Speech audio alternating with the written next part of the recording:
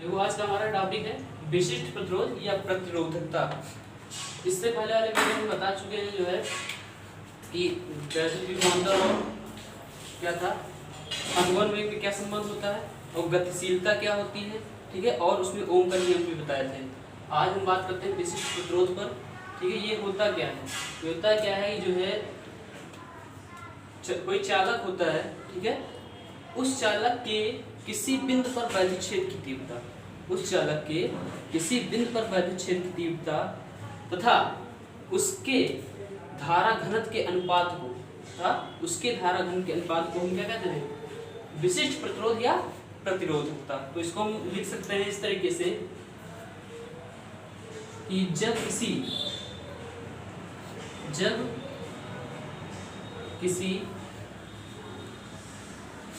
चालक में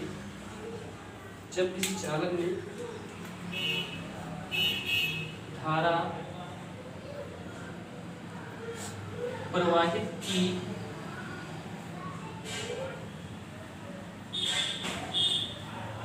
जाती है, तो जब किसी चालक में धारा प्रवाहित की जाती है तो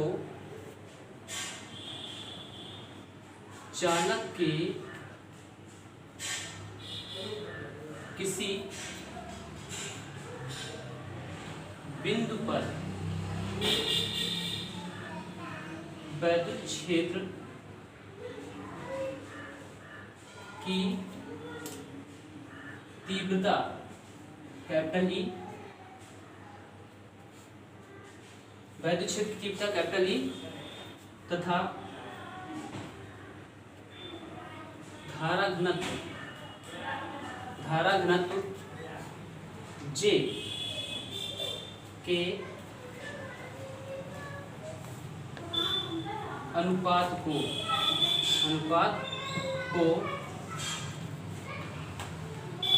उस चालक का विशिष्ट प्रतिरोध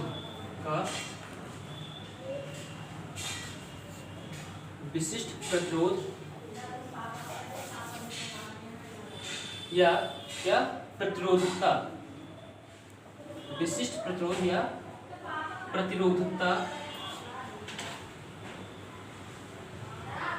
कहते हैं, ठीक है। क्या है कि जब किसी चालक में धारा प्रवाहित की जाती है तो चालक किसी बिंदु पर वैद्युत क्षेत्र की तीव्रता कैपिटल ई तथा धारा घनत्व J के अनुपात को हम उस चालक क्या कहते हैं, विशिष्ट प्रतिरोध कहते हैं, ठीक है। अब इसे हम किससे प्रदर्शित करते हैं, इसे हम रो से प्रदर्शित करते हैं, इसे रो से प्रदर्शित करते हैं।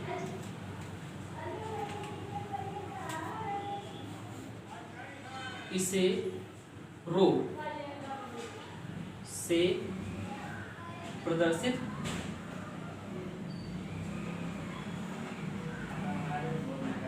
करते,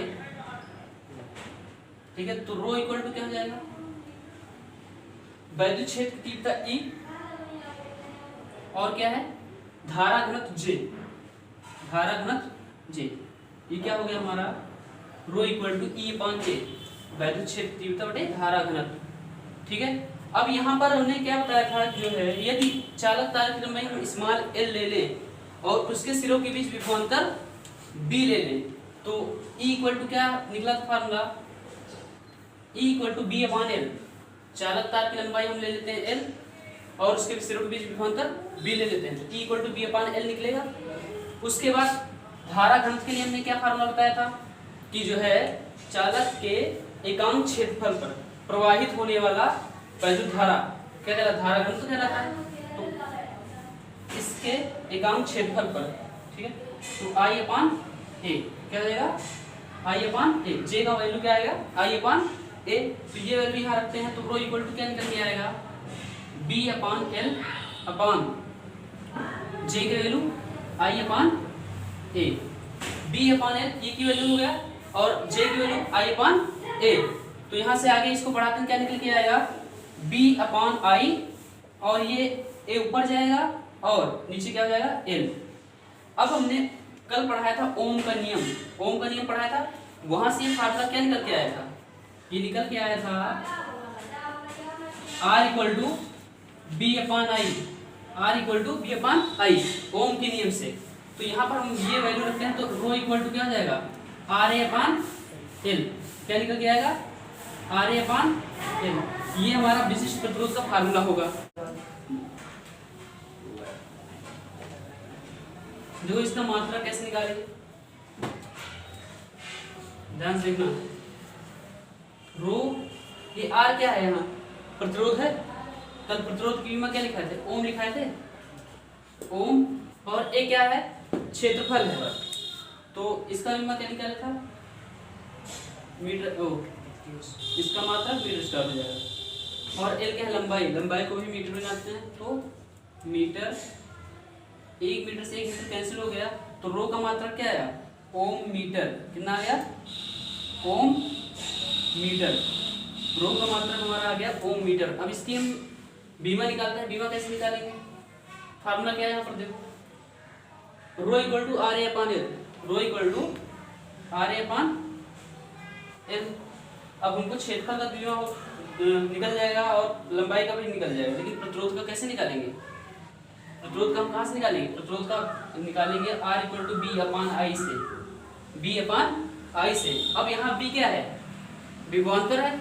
तो विभवांतर के लिए फार्मूला क्या होता है, B equal to W upon Q. पहले चैप्टर में पढ़ा चुके हैं, B इक्वल टू क्या होता है, डब्ल्यू अपान क्यू। तो यहाँ से क्या हो जाएगा, डब्ल्यू अपान क्यू आई, क्या हो जाएगा, डब्ल्यू अपान क्यू आई। तो डब्ल्यू कार्य है, कार्य की बीमा क्या होती है, ml स्क्वायर टी की पावर -2 अपान क्यू क्या है, आवेश है। आवेश क्या होता है, AT होता है, क्योंकि आवेश बराबर वैद्युत धारा गुणे समय। और आई का क्या हो जाएगा, ए हो जाएगा, आई का ए हो जाएगा। तो यहाँ से बीमा क्या निकलेगी इसकी, यहाँ से निकल के आएगा m और एल स्क्वायर और टी की पावर -2, यहाँ ये टी की पावर 8 है, ऊपर जाएगा क्या हो जाएगा, टी की पावर -3 और ए स्क्वायर होगा, नीचे ए स्क्वायर प्लस में होगा, ऊपर जाएगा माइनस में, ए की पावर -2। ये हो गया किसकी बीमा, प्रतिरोध आर की बीमा। अब यहाँ पर हम रखते हैं, तो क्या हो जाएगा, ml स्क्वायर टी की पावर -3 ए की पावर -2 और ए क्या है, यहाँ पर एरिया है, तो इसका क्या हो जाएगा, एल स्क्वायर हो जाएगा। और ये एल क्या है, लंबाई, तो इसका हो जाएगा एल। तो एक एल से एक एल कट जाएगा, तो यहाँ से क्या आएगा, रो की बीमा, रो की बीमा निकल के आएगी m और एल, ए क्या बचा है, ml क्यूब टी की पावर -3, टी की पावर -3 और ए की पावर -2। ये हमारा रो का बीमा आएगा, ठीक है, रो की बीमा ml square ml cube T -3 ए -2।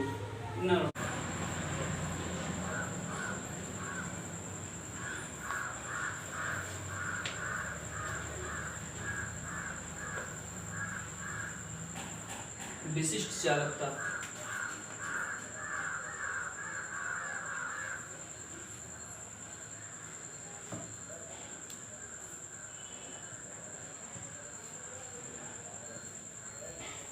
ठीक है, विशिष्ट चालकता ये क्या होता है, विशिष्ट प्रतिरोध का व्युत्क्रम होता है, विशिष्ट प्रतिरोध का व्युत्क्रम। तो चालक के विशिष्ट प्रतिरोध के व्युत्क्रम को विशिष्ट चालकता कहते हैं, ठीक है। चालक के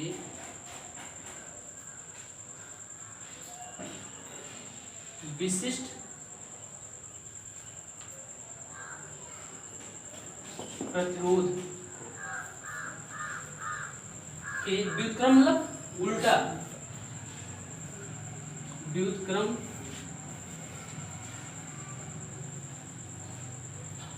को विशिष्ट चालकता कहते हैं।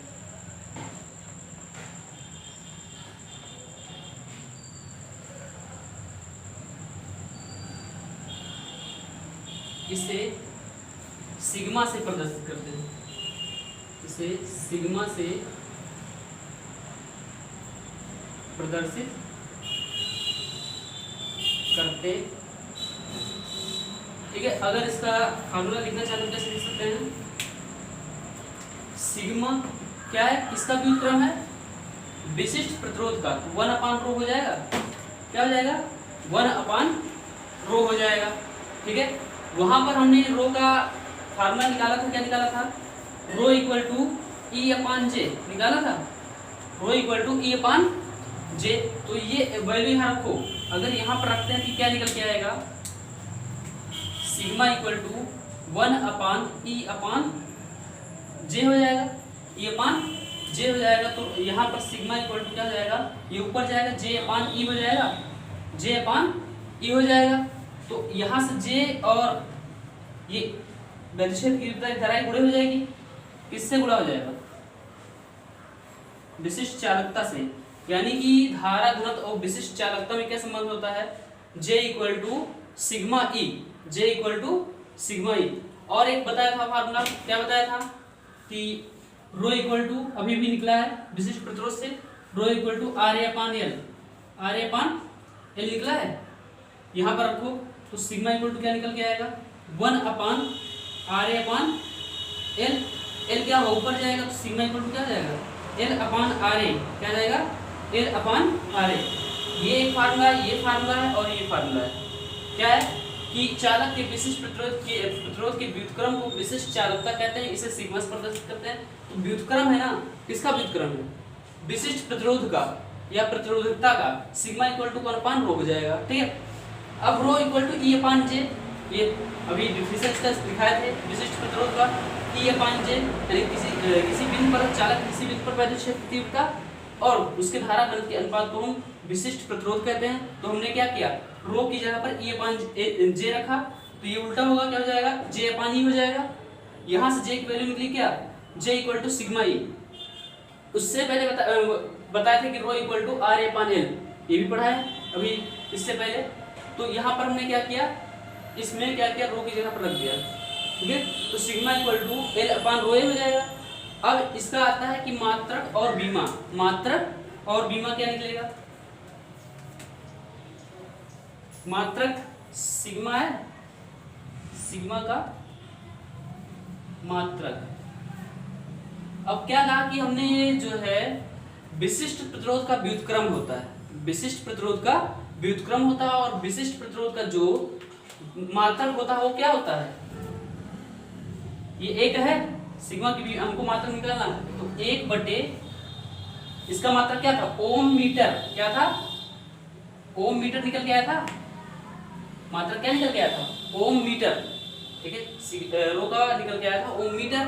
अब ओम को ऊपर ले जाएंगे, क्या हो जाएगा, ओम इनवर्स, ओम इनवर्स और मीटर इनवर्स, यानी कि मात्रक क्या निकल के आया हमारा, ओम इनवर्स और मीटर इनवर्स। सिग्मा की बीमा, इससे पहले हम क्या निकाले थे, सिग्मा की बीमा क्या निकाले थे, ये ओम इनवर्स है, ये मीटर इनवर्स है। तो ओम क्या है, R बराबर V/I होता है। ठीक है, यहाँ पर ध्यान से फिर से देखो, R बराबर, ये ओम है ना, R ओम किसका मात्रक है, प्रतिरोध का, तो R बराबर V/I होता है, R बराबर V/I।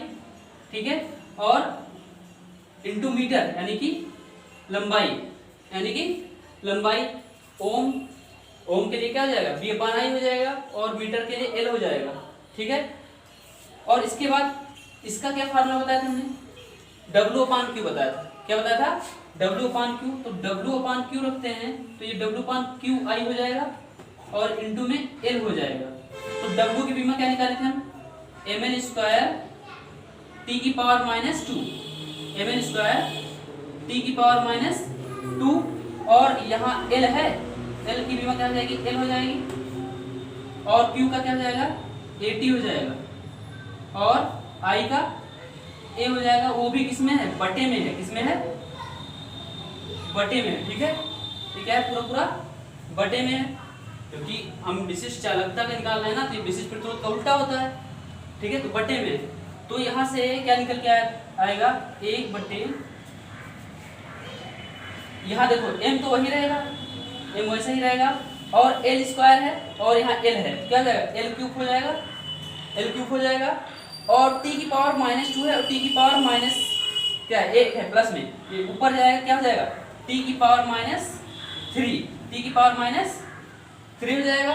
और ए क्या, ए स्क्वायर प्लस में ऊपर जाएगा, ए की पावर माइनस 2 हो जाएगा, ए की पावर माइनस 2 हो जाएगा। अब इसका व्युत्क्रम है किसका, विशिष्ट प्रतिरोध का यानी विशिष्ट चालकता, तो बीमा निकालेंगे, क्या निकल के आएगा, अब 1/, में है ना, तो m का क्या हो जाएगा, m इनवर्स और l की पावर -3, l की पावर -3 और t की पावर -3 है, ऊपर जाएगा t की पावर +3 हो जाएगा, a की पावर -2 है, a की पावर +2 हो जाएगा। ये हमारा विशिष्ट चालकता की बीमा होगा, विशिष्ट चालकता की बीमा।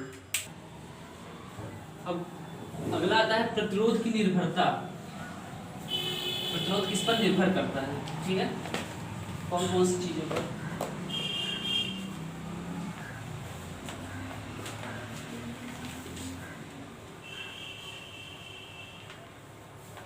प्रतिरोध की निर्भरता,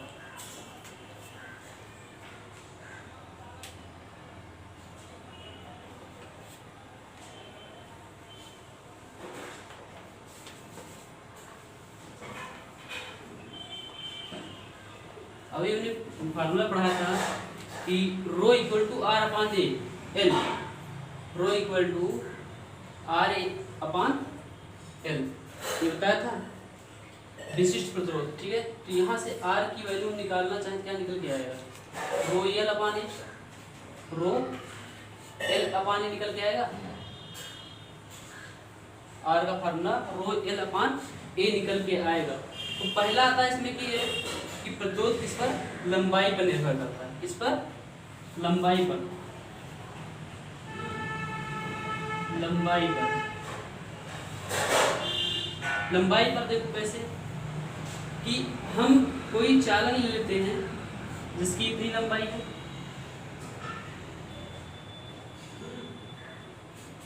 ठीक है, एक दूसरा चालन ले लेते हैं जिसकी लंबाई कुछ ज्यादा है, जिसकी लंबाई कुछ ज्यादा है, तो ये इससे इस वाले से क्या है, छोटा है, छोटा है, तो इसमें जो इलेक्ट्रॉन होंगे क्या होंगे, इलेक्ट्रॉन जो गति करेंगे, इलेक्ट्रॉन जो गति करेंगे, तो इसमें जो आयन होंगे, इसमें जो आयन होंगे वो इन इलेक्ट्रॉनों को रोकने का प्रयास करेंगे, प्रतिरोध लगाएंगे, कहाँ तक, यहाँ लंबाई तक, यानी कि। और इस चालन में क्या होगा कि जो है, जो इलेक्ट्रॉन होंगे और इसमें जो आयन होंगे वो आयन इस इलेक्ट्रॉन जो है मतलब कि प्रतिरोध डालेंगे, तो यहाँ लंबाई कम है, यहाँ लंबाई ज्यादा है, तो यहाँ पर इलेक्ट्रॉन को कम प्रतिरोध का सामना करना पड़ेगा, क्योंकि मुक्त जो इसमें आयन होंगे वो इलेक्ट्रॉनों पर प्रतिरोध तो लगाएंगे लेकिन लंबाई क्या है, कम है, तो यहाँ से यहाँ तक दूरी तय करने में इनको प्रतिरोध का कम सामना करना पड़ेगा। लेकिन अब ये क्या है, लंबाई ज्यादा है तो आयन भी क्या होंगे इसमें जो है इलेक्ट्रॉनों पर अधिक प्रतिरोध डालेंगे, तो यहाँ तक उसको पहुँचने में क्या होगा, अधिक प्रतिरोध का सामना करना पड़ेगा। यानी कि अब क्या है, यहाँ से निष्कर्ष क्या निकलता है कि जो है अगर चालक की लंबाई ज्यादा है तो प्रतिरोध क्या होगा, प्रतिरोध भी ज्यादा होगा। तो यहाँ से हम लिख सकते हैं कि जो है चालक का प्रतिरोध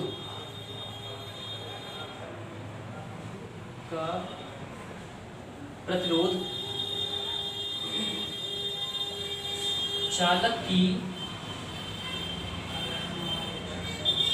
लंबाई के, चालक का प्रतिरोध चालक की लंबाई के समानुपाती होता है, समानुपाती होता है। यानी हम लिख सकते हैं R proportional to L, R proportional to L। चालक की लंबाई जितनी अधिक होगी चालक का प्रतिरोध उतना ही अधिक होगा, क्योंकि R प्रोपोर्शनल टू L, इस फार्मूले से भी निकल रहा है कि R प्रोपोर्शनल टू L, क्योंकि L क्या है, अंश में है, तो R प्रोपोर्शनल टू L निकलेगा, ठीक है। लंबाई जितनी अधिक होगी उनमें इलेक्ट्रॉनों को उतना अधिक प्रतिरोध का सामना करना पड़ेगा, ठीक है। दूसरा आता है क्षेत्रफल, अनुप्रस्थ काट का क्षेत्रफल, ये अनुप्रस्थ काट का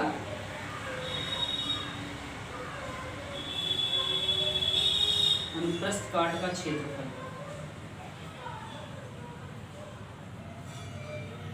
ये देखो अनुप्रस्थ काट का क्षेत्रफल, एक हम ले लेते हैं कि जो है एक का अनुप्रस्थ काट का क्षेत्रफल कितना है, और दूसरे चालक का ले लेते हैं कि इसका अनुप्रस्थ काट का क्षेत्रफल कुछ अधिक है। ठीक है, अब इसमें से क्या है, इलेक्ट्रॉन गुजर रहे हैं, इलेक्ट्रॉन क्या हो रहे हैं, गुजर रहे हैं, इसमें से भी इलेक्ट्रॉन गुजर रहे हैं। उदाहरण के तौर पर हम क्या कर ले, एक गेट ले लें। ठीक है, उदाहरण के तौर पर मान लेते हैं ये एक गेट है, ये इसका क्या है, दरवाजा है। ठीक है, इसमें से क्या है 20 व्यक्ति गुजर रहे हैं, 20 व्यक्ति गुजर रहे हैं। एक दूसरा गेट है और इसका कुछ ज्यादा है, और इसमें से भी 20 व्यक्ति गुजर रहे हैं, 20 व्यक्ति गुजर रहे हैं। तो इस वाले कंडीशन में 20 व्यक्ति को एक साथ गुजरने में क्या होगी, कठिनाई होगी। ठीक है, लेकिन इस वाले में क्या होगा, आसानी होगी।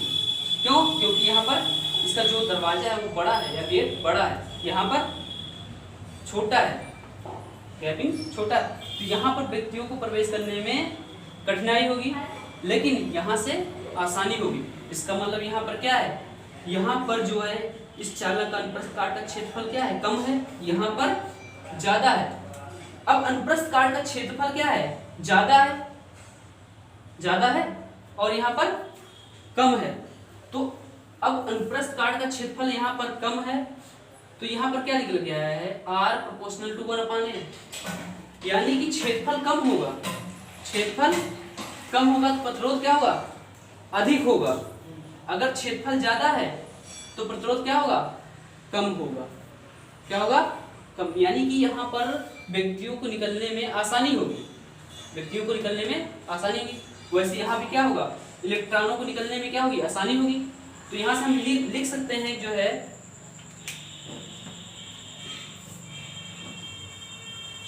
जो चालक का प्रतिरोध होता है, क्या चालक का प्रतिरोध चालक के अनुप्रस्थ काट के क्षेत्रफल के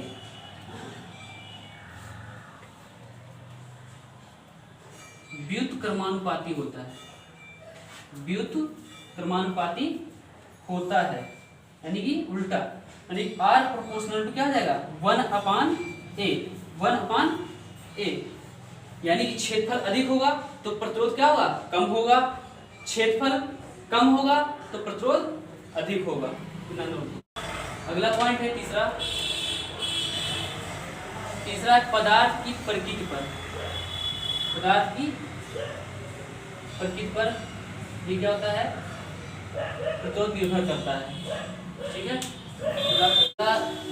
प्रतिरोध का प्रतिरोधकता पर तापमान का प्रभाव।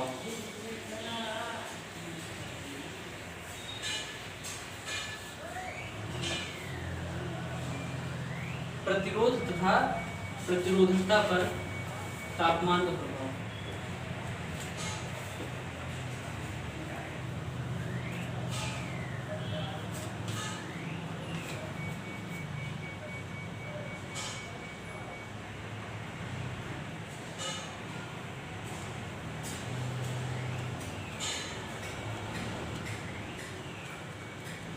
अभी फार्मूला क्या था, R इक्वल टू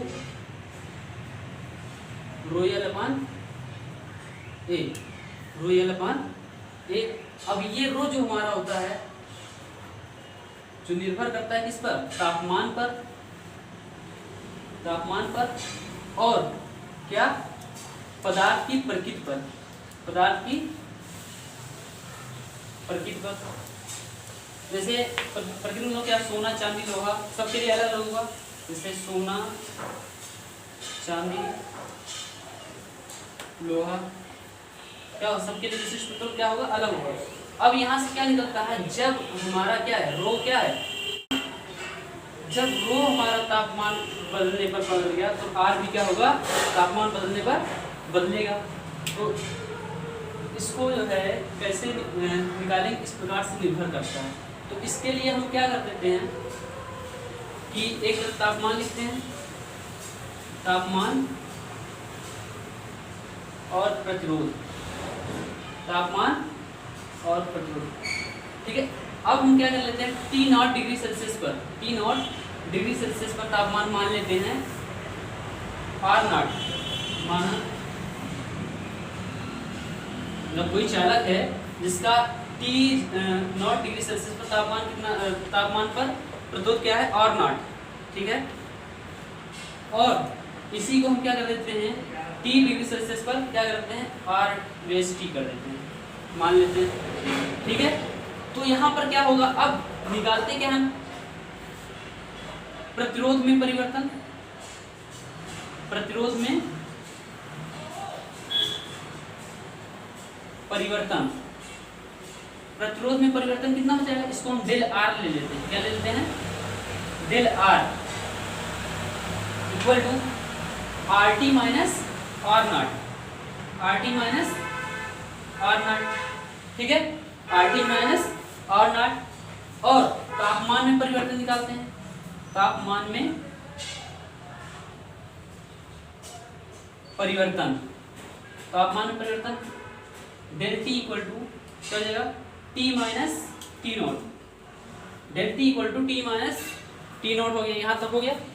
अब क्या है, जो हमारा प्रतिरोध में परिवर्तन होता है, जो प्रतिरोध में परिवर्तन होता है वो प्रारंभिक प्रतिरोध के समानुपाती होता है, ठीक है। प्रतिरोध में परिवर्तन प्रोपोर्शनल टू प्रारंभिक प्रतिरोध, प्रारंभिक प्रतिरोध, प्रतिरोध में परिवर्तन प्रोपोर्शनल टू प्रारंभिक प्रतिरोध। देखो इसको इस तरीके से समझते हैं कि मान लेते हैं जो है किसी चालक का 15 डिग्री सेल्सियस पर तापमान, प्रारंभिक तापमान, दो चालक हैं, एक का 50 ओम है, एक का 100 ओम है, एक का 50 ओम है, एक का 100 ओम है।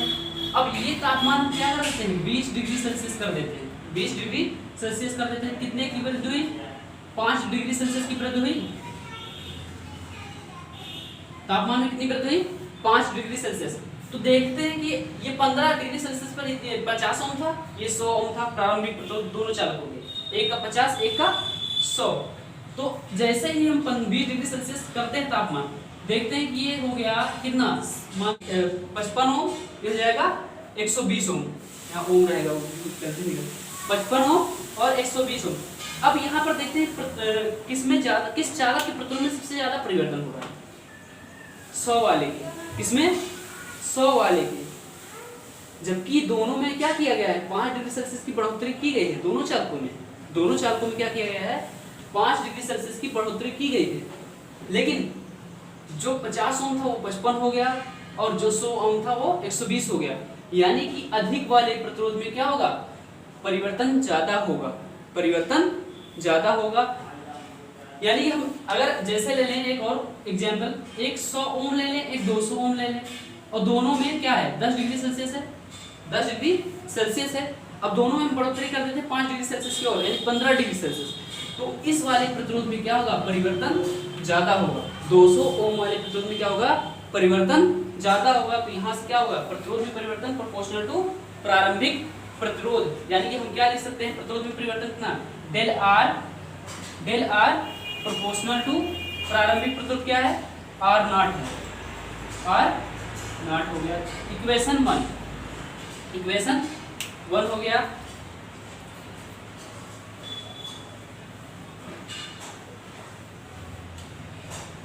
इक्वेशन 1 और एक चीज, तापमान में परिवर्तन, ठीक है, तापमान में परिवर्तन हो रहा है, वो भी क्या है हमारा ये प्रतिरोध में परिवर्तन, प्रतिरोध में परिवर्तन, यहाँ नीचे भी प्रोपोर्शनल टू तापमान में परिवर्तन। ये क्या होता है, तापमान में भी परिवर्तन के क्या होता है, समानुपाती होता है, तापमान में परिवर्तन के समानुपाती, प्रतिरोध में परिवर्तन प्रोपोर्शनल टू तापमान में परिवर्तन।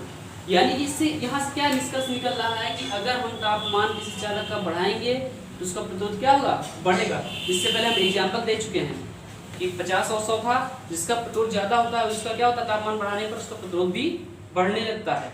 ठीक है, तो यहाँ पर प्रतिरोध में परिवर्तन क्या होगा, तापमान में परिवर्तन। ठीक है, समानुपाती होता है तो क्या हो जाएगा, del R proportional to del T, समीकरण 2। इतना नोट करते हैं।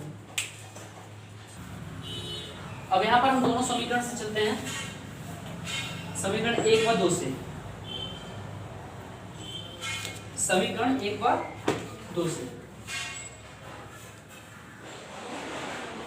1 व 2 से। अब दोनों समीकरणों को मिलाते हैं। यहाँ भी del R proportional to del T है, यहाँ है क्या, del R proportional to R naught है। ठीक है, तो क्या हो जाएगा, दोनों समीकरण को मिलाएंगे तो डेल आर प्रोपोर्शनल टू क्या, डेल टी है और डेल और आर है, तो आर नॉट डेल टी। तो यहाँ पर डेल आर, यहाँ पर प्रोपोर्शनल टू का निशान हटाते हैं, तो हो जाएगा यहाँ पर आ जाएगा अल्फा, क्या जाएगा, alpha R naught del T. यहाँ पर अल्फा क्या है, ताप गुणांक है, ताप गुणांक, अल्फा क्या है, ताप गुणांक है। अब हमने क्या निकाला था, डेल आर का वैल्यू, डेल आर का वैल्यू वहां से क्या निकाला था, डेल आर निकाला था, क्या निकाला था, R T minus R naught. Del R का वैल्यू निकाला था फार्मूले से, वहां से R T minus R naught और alpha R naught del T, R naught del T. तो यहाँ से आर टी की वैल्यू निकलेगी क्या, ये उधर जाएगा, प्लस में जाएगा, R naught plus alpha R naught del T. ये इसके लिए फार्मूला है, किसके लिए, प्रतिरोध के लिए, जब तापमान में क्या होगा, परिवर्तन होगा। ठीक है, अब इसके कुछ कंडीशन है, वो कंडीशन हम लिखाते हैं। ये जो अल्फा है, इन सब के लिए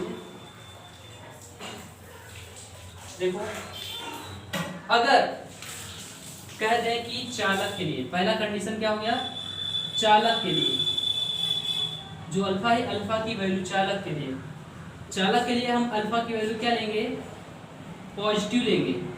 क्या लेंगे, पॉजिटिव लेंगे। तो जब हम पॉजिटिव लेंगे अल्फा की वैल्यू क्या करेंगे, पॉजिटिव लेंगे। तो यहाँ पर अच्छा, हमने अल्फा की वैल्यू 1 ले लिया, एक पॉजिटिव ले लिया, तो ये भी पॉजिटिव, ये भी पॉजिटिव, यानी कि ये भी धनात्मक, ये भी धनात्मक, दोनों हो गए धनात्मक। तो आर टी की वैल्यू क्या आएगी, अधिक आएगी ना, अधिक आएगी ना।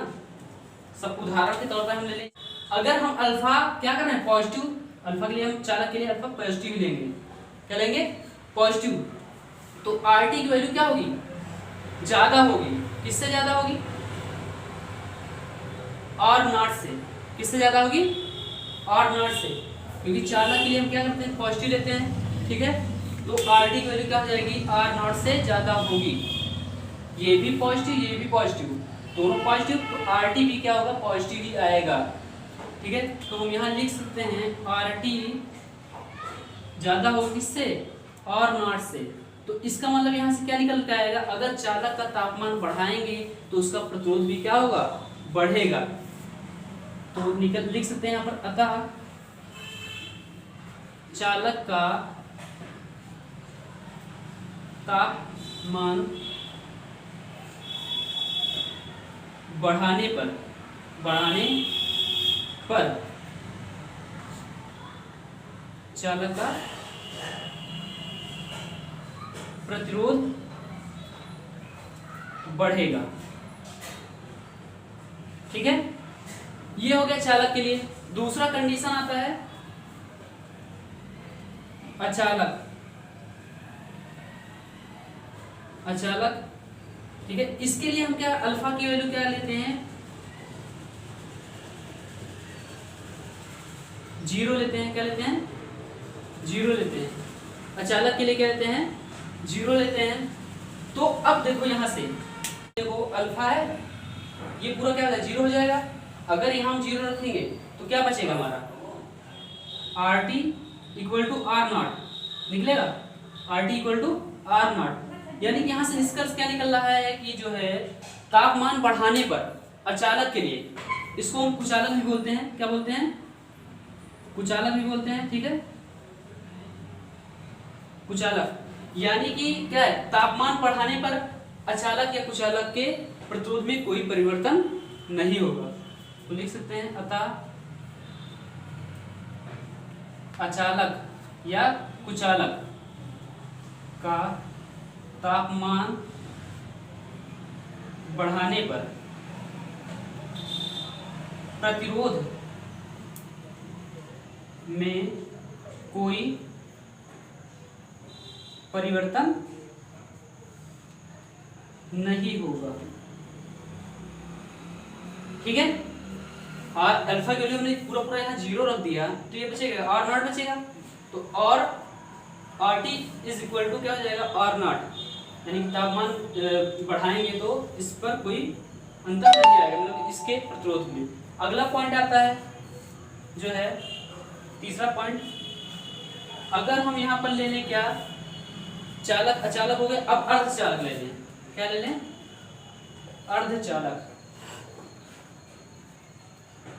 अब अर्धचालक के लिए हम इसका जो अल्फा की वैल्यू लेते हैं वो निगेटिव लेते हैं, ठीक है, क्या लेंगे, निगेटिव। तो अब हमने क्या किया कि अल्फा की वैल्यू निगेटिव ले लिया, अल्फा की वैल्यू निगेटिव ले लिया, तो निगेटिव लिया तो यहाँ पर माइनस आएगा, यानी कि ये घटेगा कुछ, जैसे ये 5 था, अब वहां पर हमने क्या कहा था, यानी आर टी ज्यादा हो जाएगा।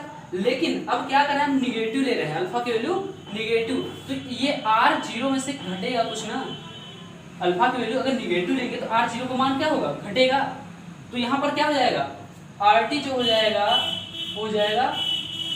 आर जीरो, यानी कि आर टी का वैल्यू क्या हो जाएगा, आर जीरो से कम हो जाएगा, आर टी का वैल्यू क्या हो जाएगा, आर जीरो से कम हो जाएगा। यानी कि हम यहाँ पर लिख सकते हैं कि जो है अर्धचालक का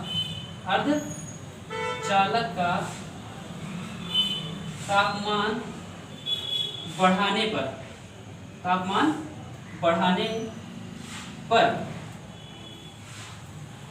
क्या हो रहा है, प्रतिरोध घट रहा है, क्या हो रहा है, बढ़ाने पर